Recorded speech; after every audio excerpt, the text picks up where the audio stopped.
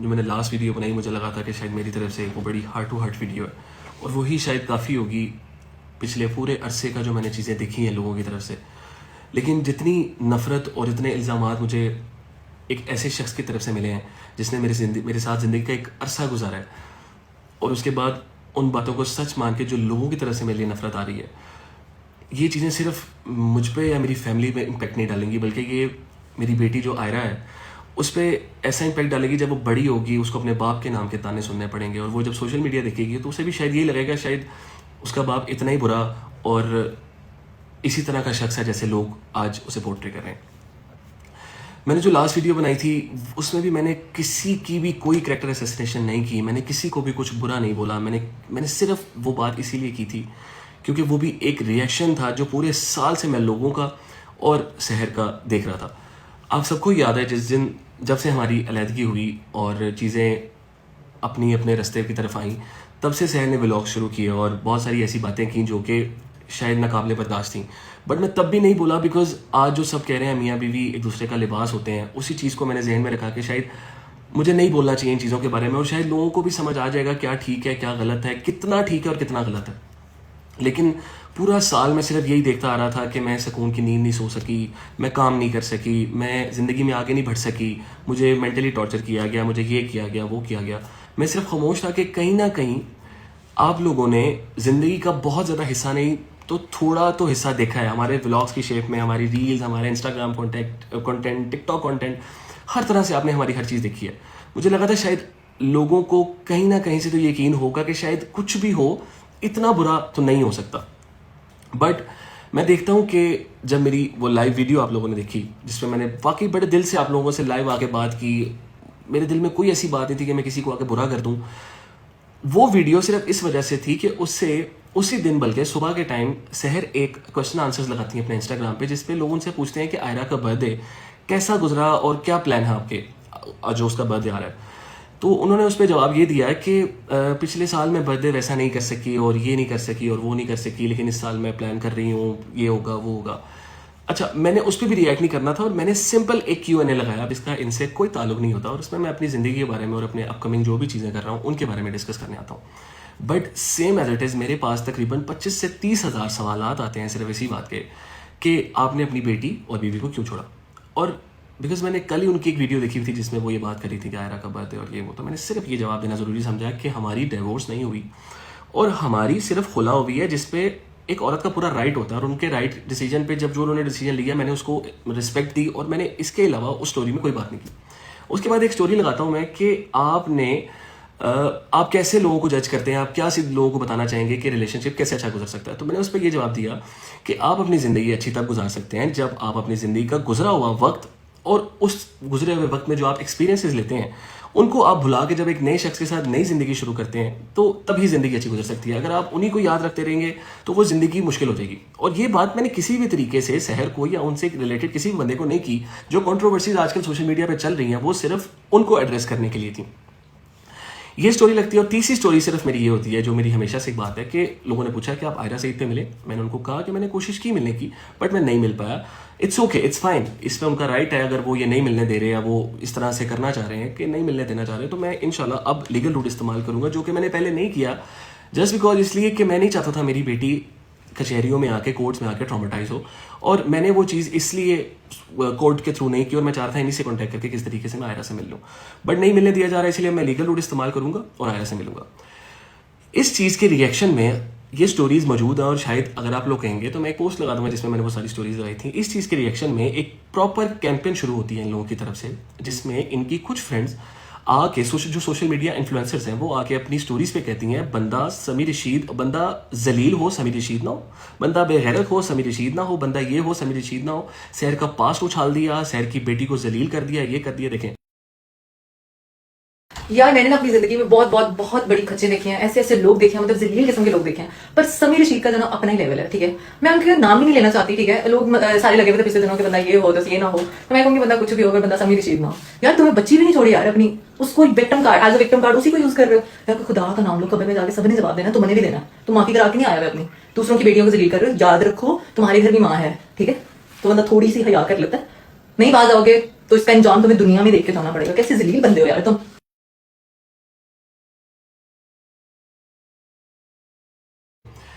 मैंने पूरे 1 साल में जब अपनी बीवी को कुछ नहीं कहा, कोई ऐसी बात नहीं की सोशल मीडिया पे आके लोगों ने कहा शायद गाना आ रहा है समी ये कर रहा है, गाना आ रहा है समी वो कर रहा है।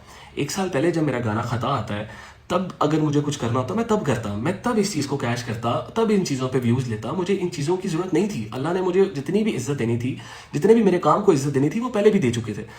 मुझे नहीं ज़रूरत थी मैं इन चीज़ों को घसीटता। मैंने बहुत एक पॉजिटिव तरीके से बात की, जिसके बदले मुझे इन लोगों ने बेगैरत जलील इनके सब दोस्तों ने स्टोरीज लगा के मेंशन करना शुरू कर दिया।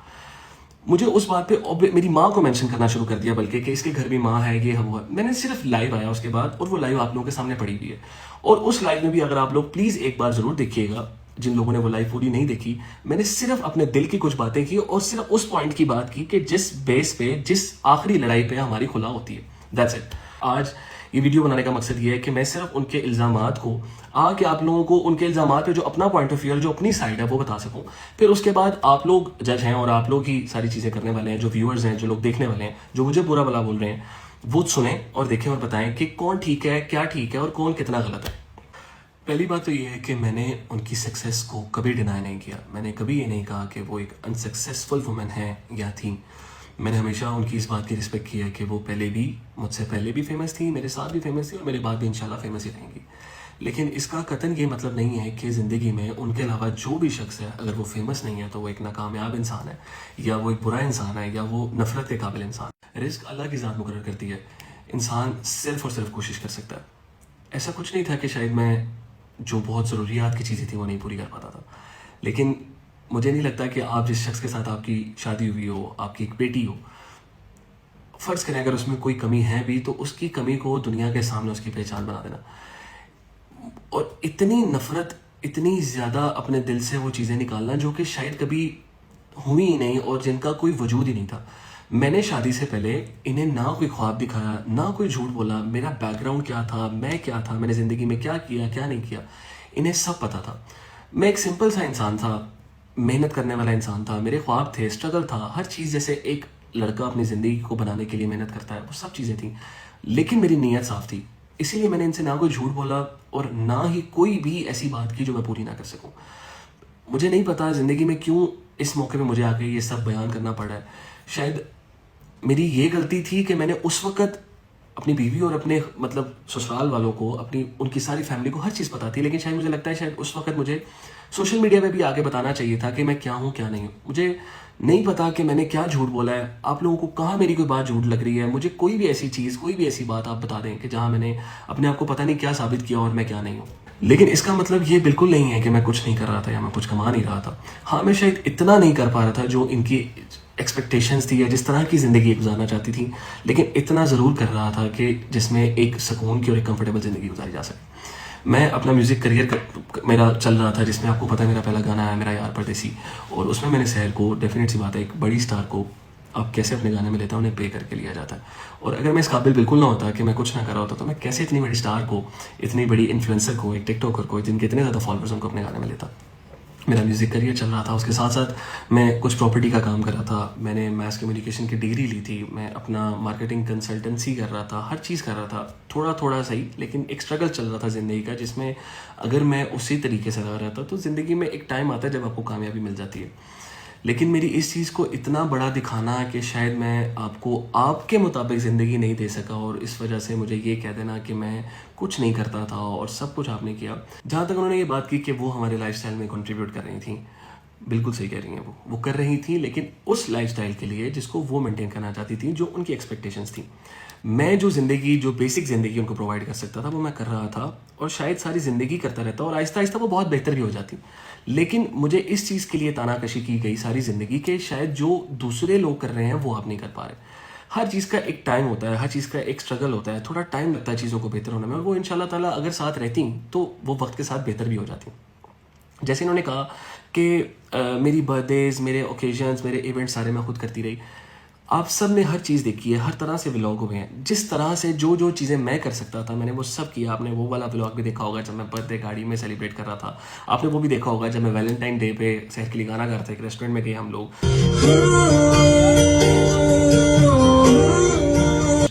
लोग, और इस तरह के कई व्लॉग आपने वो भी देखा होगा जब मैंने उनको डॉग गिफ्ट किया।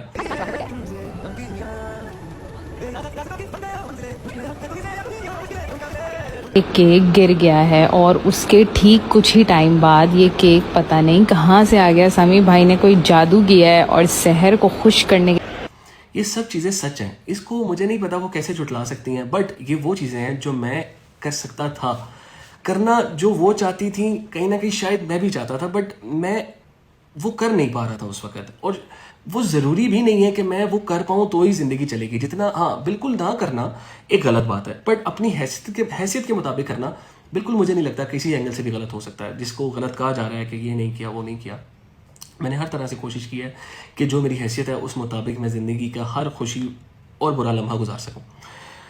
दूसरी बात यह है कि उन्होंने कहा कि मेरी लाइफ में मेरे भाई पे, मेरे माँ बाप पे जो भी चीज़ें हुई, मैंने ज़िंदगी में से कभी भी अपनी पर्सनल चीज़ों के लिए कभी कुछ नहीं डिमांड किया। मैं सिर्फ आप लोगों से और उनसे ये सवाल करना चाहता हूँ कि आज तक मेरी कितनी बर्थडे सेलिब्रेट हुई, ऐसा कौन सा इवेंट था जो मेरी ज़ात के लिए सेलिब्रेट किया गया, या मैंने फरमाइश की उस तरह से इवेंट करने की, या मेरी फैमिली के लिए या मेरे भाई के लिए या किसी चीज़ के लिए भी जो मैंने डिमांड की हो। मैंने आज तक शहर से अपनी पर्सनल लाइफ के लिए कभी कुछ डिमांड नहीं की, अपने बर्थडेज़ के लिए, अपनी किसी चीज़ के लिए भी, जिसे वो आज लोगों को कह रही है समी ने ये कहा वो कहा। जो भी चीज़ हुई वो इस चीज़ के लिए हुई क्योंकि वो एक इन्फ्लुएंसर थी, उन्होंने अपना एक लाइफस्टाइल मेंटेन करना था, उनको लोगों के सामने वो बड़े इवेंट्स, वो बड़ी चीज़ें वो करना उनके लिए ज़रूरी था, मेरे लिए नहीं। अब आते हैं शादी की बात की तरफ। पहली बात तो यार कि मैं एक बड़ा सादा सा इंसान हूँ। एक आम इंसान की कभी ये ख्वाहिश नहीं होती कि वो इतनी बड़ी शादी करे, और अगर हो भी तो वो उसके लिए पूरा करना बड़ा मुश्किल होता है। मेरी ख्वाहिश थी कि मैं अपनी एक अच्छी शादी करूं, लेकिन शायद उस वक्त मेरे पास वसाइल नहीं थे जो ये ख्वाहिश कर रही थी, जिस तरह की शादी ये प्लान कर रहे थे। लेकिन जब मैंने इन लोगों से बात की कि यार ये शादी कैसे होगी, मेरे लिए तो बहुत मुश्किल है इस वक्त ये शादी करना, तब इन लोगों ने मुझे बताया कि ये सब कुछ ब्रांड्स करेंगे, PR होगी, मार्केटिंग होगी, तो ये सारा पैसा ब्रांड्स की तरफ से आएगा। और ये सिर्फ हमारी शादी के लिए नहीं, हर इन्फ्लुएंसर की शादी तकरीबन इसी तरह होती है कि ब्रांड्स आते हैं, प्रमोशंस होती है और उन्हीं के पैसों से सारी शादी हो जाती है। तो अगर कोई बंदा ये कहे कि मेरे पैसों की शादी हुई, तो मुझे लगता नहीं है कि ये क्लेम बनता है, क्योंकि ये सिर्फ एक प्रमोशनल एक्टिविटी होती है जो शादी पे आप लोगों ने ब्रांड्स को प्रमोट करके उनको देनी होती है। तो मुझे नहीं लगता इस पर किसी भी तरह से किसी का भी क्लेम बनता है कि मैंने पैसे लगाए या उसने नहीं लगाया। अब हक मेहर की बात करते हैं, जो ये कह रही हैं कि इन्होंने 2 करोड़ रुपये डिमांड किया। इन्होंने 2 करोड़ रुपये डिमांड किया था क्योंकि एक औरत का पूरा हक होता है पहले तो कि वो अपना हक महर जितना चाहे लिखवा सकती है, और विद म्यूचुअल अंडरस्टैंडिंग हम लोगों ने ये तय पाया कि हम लोग हक महर 2 करोड़ की जगह 50 लाख लिखेंगे। हक महर 50 लाख ही लिखा गया, और वहाँ पे हमें भी यही लग रहा था कि 50 लाख, क्योंकि हमने गाजी साहब को बोला कि 50 लाख हक महर है, इनके फादर वगैरह सब बैठे हुए थे टेबल पे जब वो चीज़ें हो रही थी, जब लिखा गया सारी चीज़ें। और इवन दो जब हमारा निकाह हो रहा था, जब तकरीबन कोई 40-50 कैमराज ऑन थे, व्लॉगर्स वहाँ थे, वहाँ पे मीडिया मौजूद था, मैं सबके सामने अगर मैंने कोई धोखा फ्रॉड करना होता मैं वहाँ झूठ क्यों बोलता, कारी साहब को करेक्ट क्यों करता है कि आप 5 लाख नहीं 50 लाख हक महर है। अगर मैंने झूठ बोलना होता तो उस वीडियो में मैं ऐसा बयान कभी भी ना देता। मैंने उस वीडियो में, अगर आप लोग को वीडियो देखें तो मैं साफ बोल रहा हूँ कारी साहब हक महर 5 लाख नहीं 50 लाख है। 50 लाख है, 50 लाख रुपया की नबी वसल्लम की शरत के मुताबिक आप उसको कबूल किया है, कबूल किया। सईदा सैयद पर सैयद अली हसन मौजूद हकमा 10,000 रुपये और गैर मौजूद 50 लाख रुपये रूबरू इमाम के नबी करीम सल्लल्लाहु अलैहि वसल्लम की शरत के मुताबिक आप उसको कबूल किया है, कबूल किया, जो कि हमारा तय हुआ था।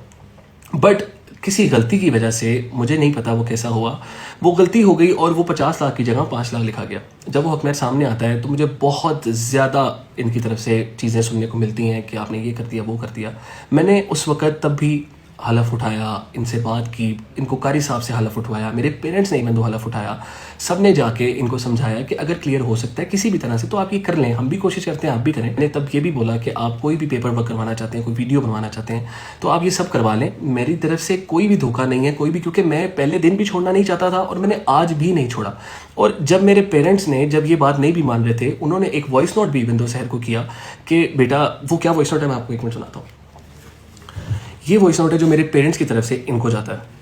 अस्सलाम वालेकुम तेरा की हाल चाल है मेरे पुत्र दा, मेरा बेटा ठीक है, मेरा पुत्र ठीक ठाक होएगा। बेटा यकीन करें जुम्मे दा दिन है मेरा पुत्र, ला इलाहा इल्लल्लाह मुहम्मद रसूलुल्लाह, साडा कोई अमल दखल नहीं है। मेरा पुत्र तेरा प्यो कि मैं बोलन दे है मौलवियां दे अमल दखल है, सदके जावां। पहली गल है कि साडी सोच नहीं की कि अपनी धी नूं छड़ देंगे सारी जिंदगी दे नाल नाल ही पुत्र तू। मैं इस काम दा, इस निकाहनामे दा हरफ चुकन नूं तैयार हां मेरा पुत्र। हरफ समझने की हुंदा है, मैं हरफ चुकन नूं तैयार हां, ताडी दोवां दी खातिर साडा कोई अमल दखल नहीं है मेरा पुत्र। तू साडी धी है ते सारी जिंदगी साडी धी रवेंगी।